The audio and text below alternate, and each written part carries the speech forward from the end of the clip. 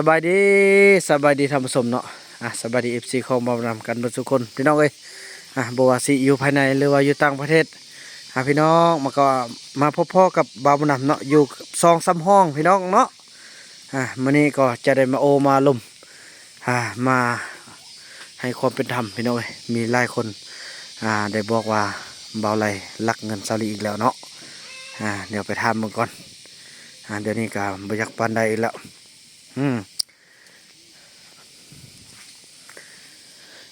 เป็นจังได้สบายดีรีบไปใส่ซาลีไปนอนละใครมีแวกยังล่มน้องเดี๋ยวนี้เนี่ยได้ยินข่าวบนช่วงที่ไอ้บอยู่นี่หลายอย่างเลยที่ว่าบ่สดบ่คล้องนะมันก็ยังมาทำความจริงแล้วนำน้องแล้วก็ทางซาลีแล้วก็ทุกคนเด้อแนะนำที่ไอ้เทิงไอ้บอยู่ไอ้ก็ฝากคนที่ว่าดูแลอย่างต่างแล้วนี่ฮันได้ยินเขาว่าน้องเอาเงินซาลี150,000เนี่ยว่าน้องไม่ได้เอาแล้ววันนี้หัวหน้าเผ่าพ่อบุญไทยบอกให้ฟังเดี๋ยวนี้นะว่าจนไปอ่อนกระเป๋ายังไปตีฮัลโหลเบิ้งแล้วก็จะเอาเห็ดยังขันอยากได้กับไปขอของเมียน้องไม่ได้เอาแล้ววันนี้เขาเจ้าว่าเดี๋ยวนี้เขาว่าน้องส่ง100,000แล้วเป็น100,000หรือว่าจังไดอันนี้อยากทำน้องกับอีลี่เบิ้งลี่เอ้ยลี่แล้วก็ได้ยินท่าที่ว่าน้องไม่ได้เอาน้องเอาน้องแต่วิธีรถของจริงแล้ววันนี้ก็แบบช่วงไอ้ประยุทธ์ก็เริ่มคิดว่าอยากให้ยังตั้งเข้านะบ่เฮ็ดบ่แห้งเด้อแล้วก็เขาสิอยู่คั่วอยู่เขากินนะเขาสิคั่วกินเขาแต่คุ้มปากเขาบ่ต้องไปเฮ็ดอันคิดว่าจีให้เขาคั่วเช้าคั่วแรงนะมันบ่ได้เฮ็ดแหละมันเข้าเป็นคนแบบนั้นแล้วน้องบ่ต้องคิดเอาเงินน้องดีเททาเลยเดี๋ยวนี้อาจจะถามเบิ่งนี่อีลีอยู่ไสเดี๋ยวนี้มันปุ๊กมันมานี่อยากโหนะเดี๋ยวนี้เด้อยินดีเด้อจะทำถามมึงก่อนพี่น้องเอ้ยเนาะพอบุญไทยว่าฟังบางทีจะเป็นการเยอะแยะยังตั้งเขากะจีบอกฟังหน้าฟังหลังเขากะจีทำความจริงเบิ้งทำความจริงโดยนอนไปพุกไหมพุกซอรี่ไหมไปลุ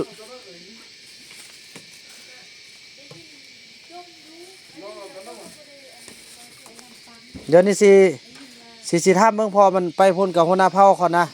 ผมไทยเป็นผู้ว่าฟัง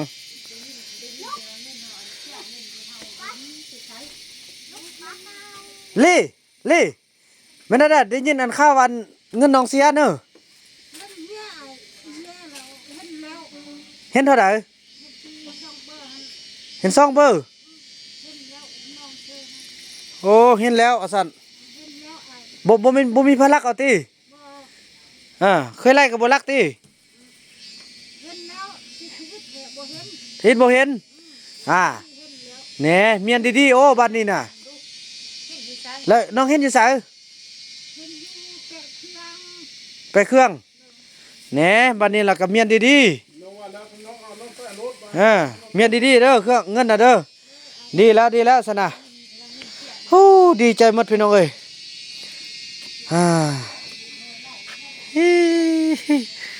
บ้านนั้นไปเบิ่งอันโทรทัศน์ไอ้นู่นก็ได้เด้อลูกเด้อน้ำไอ้ติ๊กก็ได้เด้อ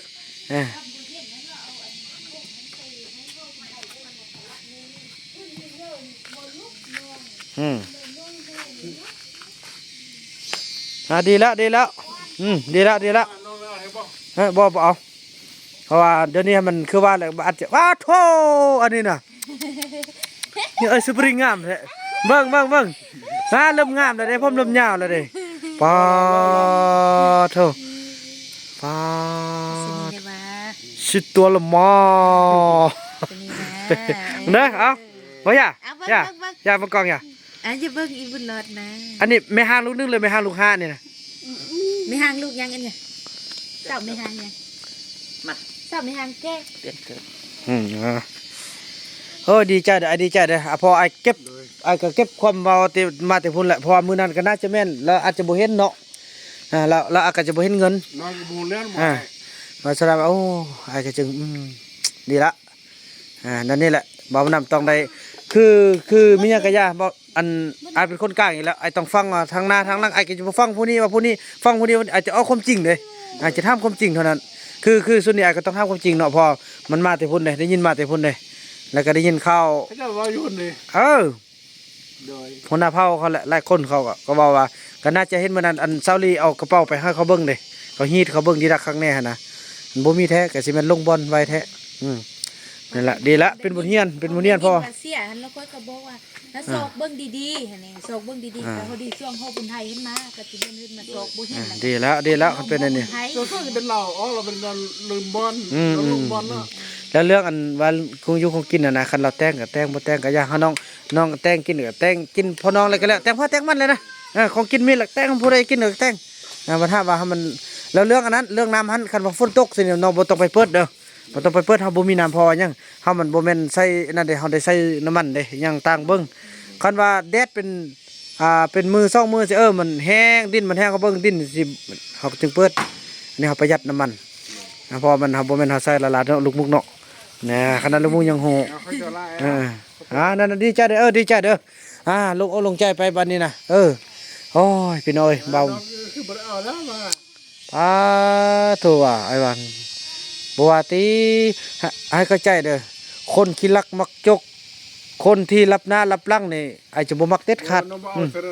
บ่เฮ็ดแท้ๆบ่เอาแท้ บ่เป็นแนว ๆนี่ต่อไปจะได้ต้อน้ำขึ้นมาตะลึงขั้วนี่บัดนี้เงินเฮาแล้วเหรอโอ้ดีใจเด้อสมเสยน้ำดีแล้วผลออกมาเป็นบวกนี่เป็นเฮ็ดหานห้วย แหมปรับปรุงรถนะได้สิ่งงามของตัวเองแล้วเราผู้อื่น เดี๋ยวนี้เขาเจ้ายังตกร้อยอันเบาคูณก็เฮือนอันเฮือนขวาเบาคูณเกียงกิ๊บเลยเขาเจ้า ต่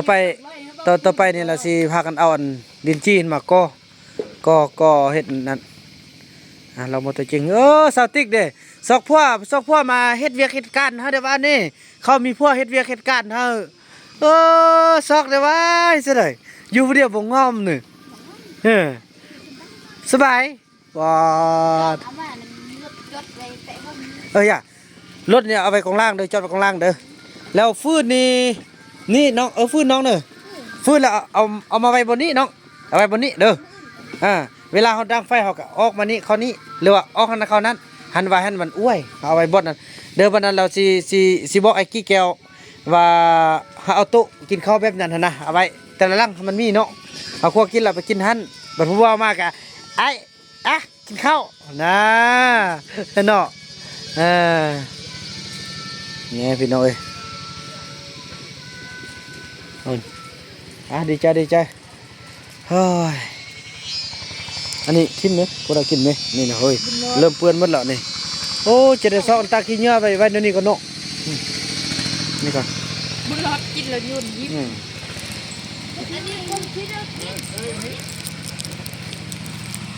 พี่น้องเอ้ยดีใจเนาะตัวทุกอย่างนะลูกฮะพูดเอามาพอทุกได้แล้วย่ากบเริ่มพากันจับกินเด้อเพราะว่าแมวเข้าไปกินจะขึ้นน่ะให้บอกมันบางไปนะแมว บางเนี้ยเราก็ได้บ้านกบเป็นเจ้าพญากินน้อยก็โดน กินได้แล้วเพราะว่าเห็นข้าเห็นอันนั้นห้อยมันกัดนะ นี่ แมวข้ามันออกนอกนี่เฮาเห็นหมดนั่นแหละโอ้ยกัดอย่างตัวบักใหญ่แล้วบ่จะได้กับแมว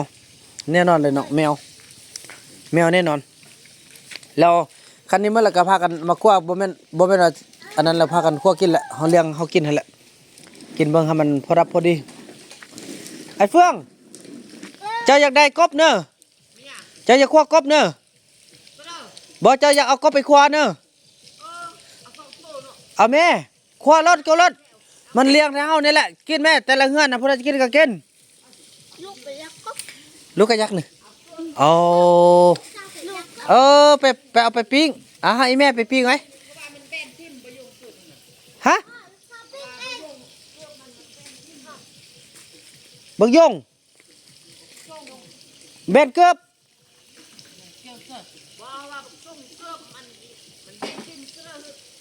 โอ้ย เอามาล้างนี่เด็กเมี่ยงก็ ยลมีปลาหน้า ถ้าไปจับปะไว้บ่ หนึ่ง บ่ใครไปไกลมากสิรถ หนึ่ง ไปจับ ไม่อยากสิไปเอาหมกปีไปเอาหมกคำนอนหาก็ตื่นเหมือนบ่นะข้าจังจัง นี่นอนโดนหดหนอกนอนหาก็ตื่นพี่น้องไม่จักโมงตัวนี้มาเด้อจะให้เบิ่ง ลูกนอนติ้งบายงนอนใกล้เฮ็ดบายงยับมามา โมงอันนี้ก็เป็นยังเป็น42:21นาที42 โมง เอาแล้วเดี๋ยวเด้อแปลงโมงก่อนโอ้โมงนี่ก็นี่คือแล้วบัดนี้7 โมงไป2 นาทีหาก็ตื่นบ่าวนำลูกปลามานอนอักยากหมดมือเลยนะแต่เช้ายอมเลยหาก็ตื่นพี่น้องเอ้ยยอมอย่ากินกบแล้วไปนั่นเด้อไป น้องเบิดแยกครบ แม่พาลูกไปกินนะ ปีหน้าโอ้พอดีหมดก่อนซะนะปีหน้านะ แม่พาลูกไปกินนะ นี่ไอ้เคยเอาปลาดุกหายไหมนี่เอาไปปิ้งพี่ขอกิน ไปอีกก่อน ปลาไว้หั่นก้อนนึงเข้าบ่สุก เขาให้เคี้ยวเอาเลยนะใส่คือตุกอุ้มไว้โน่ตอนเพิ่นพนักก็เคี้ยวเอาคันว่าเรื่องกบปีหน้ากันบ่จริงสิกินเหมือนบ่พอดีว่ากินกระสังเท่านั้นแหละใส่แล้วก็ปก ใส่น้ำใส่ดอก ใส่แล้วปกไว้โอ้ยอันไอ้ยงอันแดพี่น้องเอ้ยพอเรายึดโทรศัพท์ไว้แล้วบ่สั่งรักษาทับมุนหมดเดี๋ยวนี้นะพอเรายึดไว้สิได้ไปเป่าอยู่หันก็นำกับเข้าหมด โดย บ่สั่งใส่น่ะสิได้เงินโน อีชง น้องเอาไว้นี่เราดันนั้นเอามากินเลย ก็ปลาไว้หั่นกินนำกัน โน ย่าอันพ่อหั่นน่ะไอ้ไปปัวแล้วดีแล้วใครน่ะ ดีแล้วไอ้บอกว่าให้มาอยู่นํแล้วก็เบิ่งก่อนแล้ววันนี้ไอ้ว่าสิคันบ่มาอยู่พี่แล้วก็ลงมาอยู่บื้อนั้นอีนู่นเก่าก่อนก็ได้ไอ้จะไปแป้งให้เขาอยู่หั่นหม้อเนาะพอเขาแล่นไปเขาส่งน้ำก็มันหม้ออยู่เทิงมันใกล้โพด เก็บบ่ล้นย่างขึ้น เนาะเมื่อยเนาะวันนี้ไอ้ก็ล่มแหละมาอยู่หั่นพร้อมไทยคือกันลงมาอยู่หั่นอยู่บ่อนอันเฮาดุดนาลีดุดแล้วสิปลุกเฮือนหาน้องตอนนั้นนะแล้วบ่ได้ปลุกนะสิปลุกหั่นเขาปลุกเฮือนตุบน้อยๆนะเนาะเอาฟ้าเอาไม้เหียมาซับใส่เอาคันไปต้อมันเหี่ยวไว้เข้า นั่นแหละเด้อลี่น้องมีหยังกะยาคันอยู่ในค้างค่าจ่ายอ้ายละบอกอ้ายเด้อคันสมมุติว่าน้องบ่มักอันเด้อสมมุติว่าเคยไล่บ่พวนอันเฮ็ดหยังบ่ถึกใจน้องละบอกอ้ายเด้อบอกอ้ายรถบ่ต้องปิดบังแล้วก็เคยไล่คือกันนั่นแหละบ่มักเมียแล้วก็บอกแต่แท้จริงมันเฮานั่นแหละที่จะปรับปรุงใส่เขานะเพราะว่ามันเฮาเป็นคนอยู่ในเมืองแล้วเขามันนั่นแหละเฮาเข้าใจนำกันเอาเด้อสู้ๆกันโอ้จะได้ไอ้คุณแน่กบคันบ่มีหยังกินแล้วก็เอาไปเลยเด้ออันกบมันนะไปจับมาคั่วกินเลยเด้อมาปิ้งมาแกงเพราะมันพอแมวเขากินนะพอกิ้งถ้าดีแล้วไอ้ปัวดีแล้วเป็นไข้ดีแล้วเอายาให้กินแล้ว อันนี้ทิ้งสิมาบ่ แล้วว่าสิพยายามแฮวต่อ เดียว นี่แฮวก่อนสั่นดีไข้แล้วก็ยามแฮวก่อนนั่นเนาะถือว่าพี่น้องเอ้ยเนาะถือว่าอันนี้นี่แม่นได้นี่มาแต่ไสนี่ อันนี้ที่อันน้องเคย คาดเอาไปจุดทิ่มเด้อป้าแล้วมันบ่สิเปื่อยก่อนนี่น่ะ น้องเคยอันมุ่งอัน น้องตัดไปมุ่งเงินลบแป้งก็ไอ้ ได้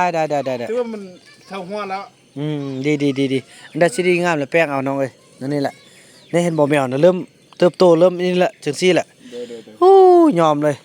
ก็ดีละแล้วไก่นั่นคือกันไก่นอนนี่ตัวใดบ่ได้เข้าไปนั่นเนี่ยมันกัดก็ไก่นี่มื้อนั้นก็เห็นค่ามันเฮียนค่าหนึงป้าแมวเนี่ยอันตรายขนาดพี่น้องเอ้ย เหนียวเนาะ แมวกินฮอดไก่กินฮอดอัน แมว เออ กินไก่ กินไก่กินกบพี่น้องเอ้ยป้อสัวเลยว่ะ บ บากบแต่คือบาลาบาลายว่า แม่นแหละ เดี๋ยวคือบางตัวเยอะนะตัวเยอะคือบางมาสิ บัดตัวเยอะมาเนาะ ป นี่ ก แหละ ติมันตัวเยอะมันตัวน้อยโอ้เดี๋ยวบางเขาอ่ะ เริ่มเอามาจับข้อกินซะ โดย เพราะว่าปีหน้าเนี่ยคันเฮาได้เฮ็ดมันรับประกันให้มันก่ออิฐดีๆบัดนี้ว่าเนี่ยอันนี้เฮาทดลองเนาะการทดลองเฮาก็ดีได้กินสำนี้ก็ดีแล้วล่ะ